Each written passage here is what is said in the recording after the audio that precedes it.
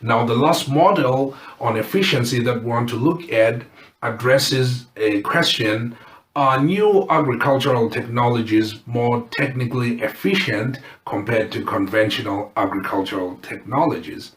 Now, in this particular example, we're looking at the question of efficiency not in the sense of the delivery mechanisms of an intervention, but we're looking at efficiency in the sense of the actual adoption of an intervention by the beneficiaries. So new agricultural technologies were introduced, and specifically the technology was conservation agriculture. And so again, this is a paper that I co-authored, and it assessed productivity and efficiency analysis of maize under conservation agriculture in Zimbabwe, and we published this paper in the Journal of Agricultural Systems. So this study assessed the productivity and technical efficiency of maize production under conservation agriculture versus conventional agriculture, based on a 3-year panel survey sample of smallholder farming households across 15 rural districts in Zimbabwe. Now, little was known empirically about the nature of economic relationships, such as technical change, factor productivity, and efficiency in adopting a new agricultural technology. So, exploring this issue of efficiency of the new technology versus a conventional or traditional technology.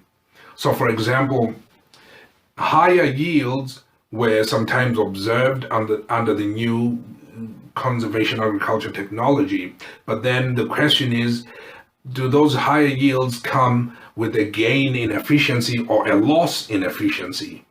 So it kind of ties into the issue of effectiveness and efficiency. So just because there's a gain, does it mean it was an efficient gain?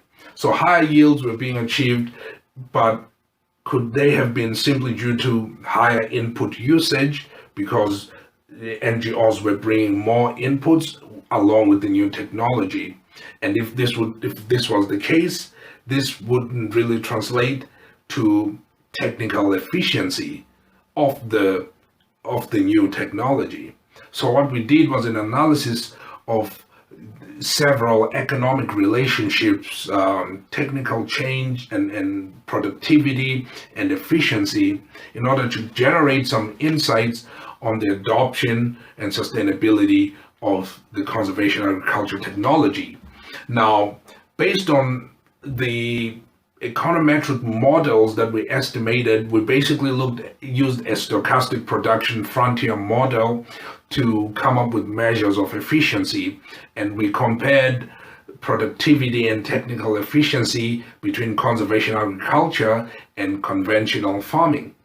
And what we found was that under the new conservation agriculture technologies, technical improvements were land saving. In other words, less land was required to practice conservation agriculture, and this was an important thing because for a lot of poor farmers, they have limited amounts of land. So there was some technical progress which was land saving, but the technical progress demanded more seeds and fertilizer. And then comparing with conventional farming, the conventional farming technologies were land using. They demanded more land, larger tracts of land, but they were seed saving. So those are some of the initial findings. And then we dug a little deeper, and we also found that farmers produced 39% more under conservation agriculture technologies compared to conventional farming technologies. But technical efficiency levels between the two technologies were essentially equal. So conservation agriculture had higher yields, but in terms of technical efficiency, which measures the relationships between the inputs and the outputs, all put together. So basically looking at total factor productivity, looking at the usage of the land, the seed, and the fertilizer, and all the inputs in the production function, comparing the two technologies, the efficiency levels were the same. So conservation agriculture is land saving, This is important for land-constrained farmers, but it wasn't bringing significant improvements in technical efficiency in relation to the old technology.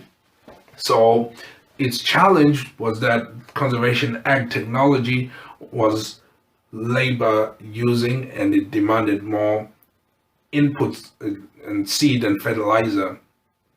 And so this would create some challenges for resource constrained farmers who may not be able to afford these technologies. Now, comparing the average efficiency levels between conservation agriculture and conventional farming, the efficiency levels were not statistically different. Fewer than 25% of households had an average efficiency score between 60% for both technologies. The majority of households had efficiency scores of about 62%. And the efficiency scores generally ranged between 61 to 80%. In conservation agriculture, about 16.5% of households achieved technical efficiency levels greater than 80%, while 14% of households achieved the same range in conventional farming. So very similar there, 16.5 and 14%. Now, the higher yield in conservation agriculture did not translate into higher efficiency, but neither did it translate into lower efficiency. So that's an important result. The majority of farmers achieved efficiency scores in the range 60 to 80% under conservation agriculture, and this was comparable to conventional agriculture. Now, conservation agriculture was producing higher yields without a loss in efficiency, without a gain in efficiency.